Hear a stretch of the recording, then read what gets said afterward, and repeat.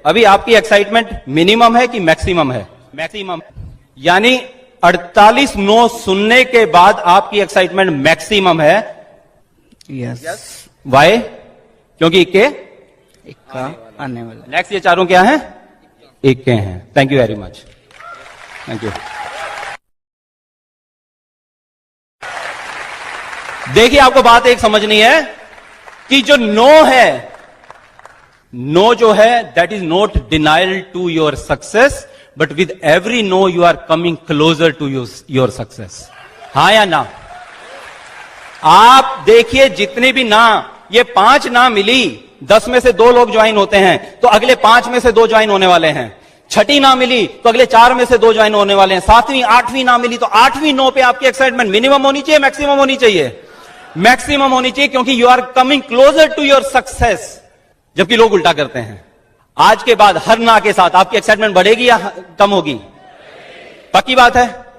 तो पक्की बात है, अगर आपकी एक्साइटमेंट बढ़ेगी, आप प्लान दिखाते रहेंगे और आपकी टीम में ऐसे 6 लीडर्स आ जाएंगे जो एक दिन डिसाइड करेंगे प्लैटिनम जाने के और आप डायमंड बन जाने वाले हैं। बट ना के साथ वो हाँ आने वाली है। आज के बाद अपनी अपलाइन को ये मत बोलिएगा कि आपको एक्साइटमेंट नहीं हो रही है। उसके बाद लास्ट 3 चीजें होती हैं जो क्रैकर बनाती हैं आपकी, राइट? और वो सबसे पहले उसमें अकाउंटेबल होना। आप अपने वर्ड्स के प्रति, समय के प्रति आप अकाउंटेबल रहें। आपने अपलाइन को बोला है एक मीटिंग में आने के लिए, आप मीटिंग में पहुंचिए।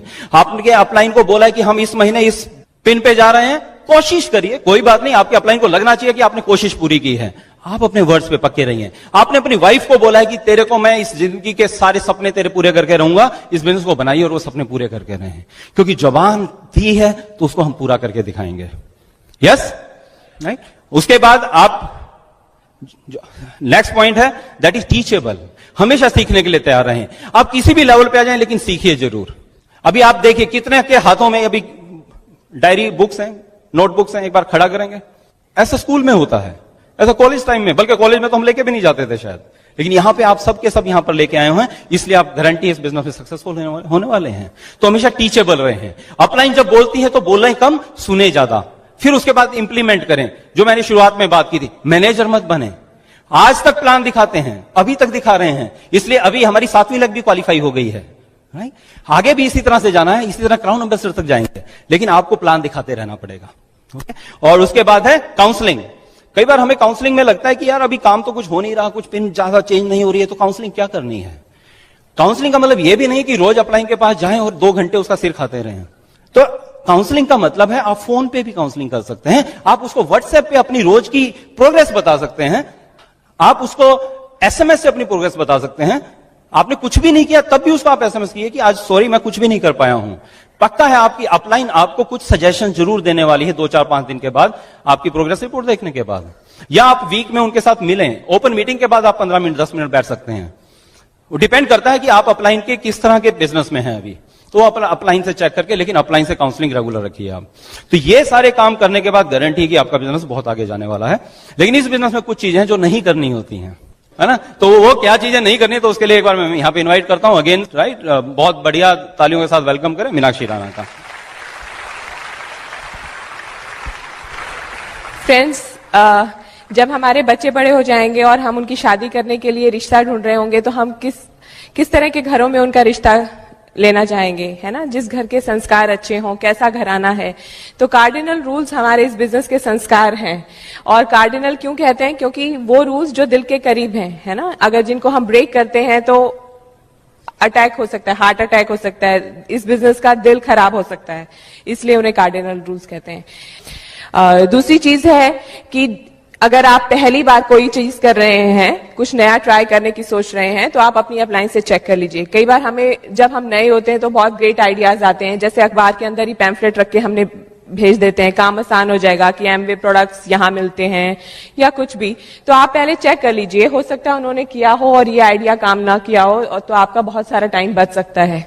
और नेवर शेयर एनी नेगेटिव, कुछ भी नेगेटिव है वो आप अपनी डाउनलाइन से और क्रॉस लाइन के साथ मत शेयर करिए। और इसके अलावा कई बार हम बिजनेस बिल्ड कर रहे होते हैं कि सिटी में बहुत सारे एलओएस का बिजनेस होता है, हम किसी कस्टमर से मिलते हैं और वो किसी दूसरे क्रॉस लाइन का कस्टमर होता है, तो हम उसको कहते हैं कि अच्छा तू ऐसा कर, अपना ही नंबर ले, ना तू मुझसे ले ना तू उससे ले, अपने ही नंबर से ले, है ना, उस बेचारे को क्या पता।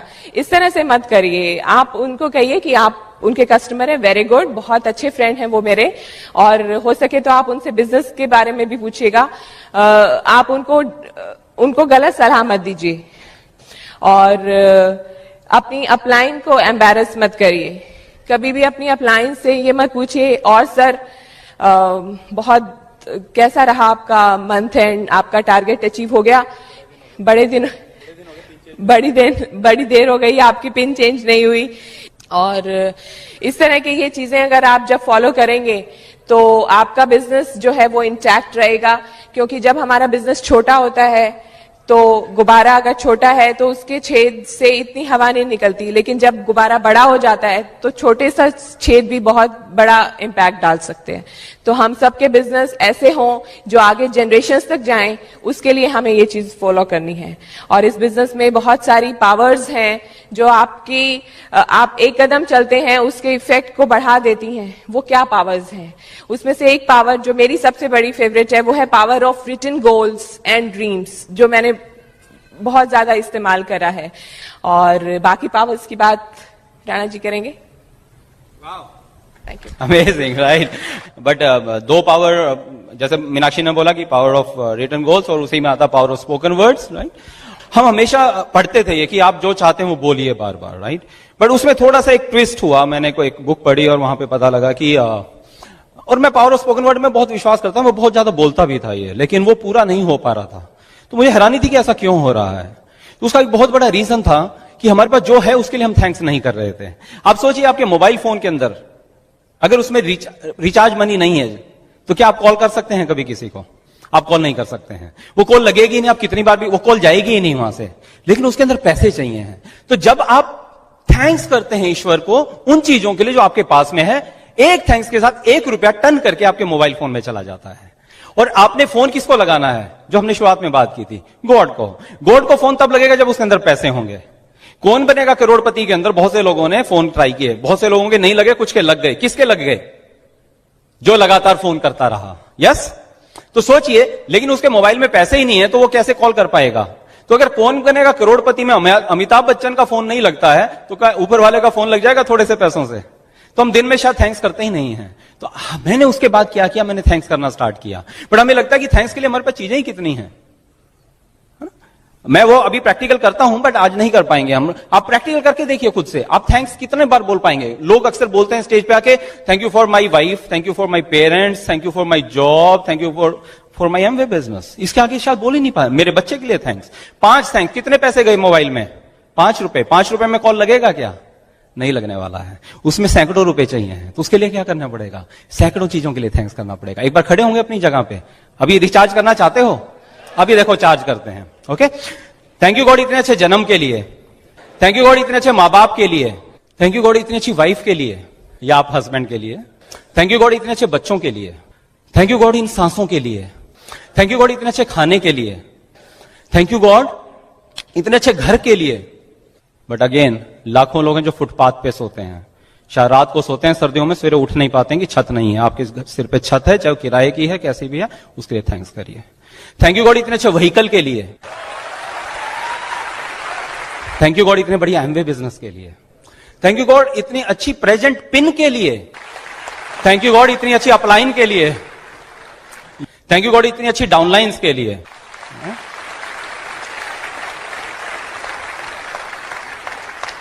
मैं सच बताता हूं, मैं जब गाड़ी के अंदर बैठता हूं, मैं गाड़ी को देखता हूं तो थैंक्स बोलता हूं। मैं बिस्तर पे जाता हूं, बिस्तर को देखता हूं तो पे सोता हूं तो तकिए को देख के थैंक्स बोलता हूं। ऊपर ओढ़ता हूं तो कंबल थैंक्स बोलता हूं।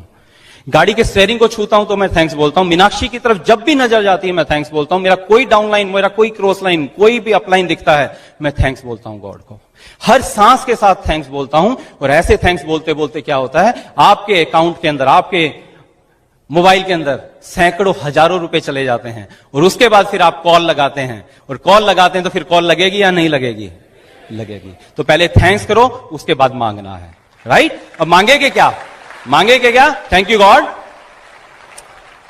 I have the largest, biggest, secure, most excited, most united, most diversified, most profitable, most happiest, most healthiest, most knowledgeable, most teachable, most hardworking, most smartworking, most honest, most ethical team in the history of network marketing.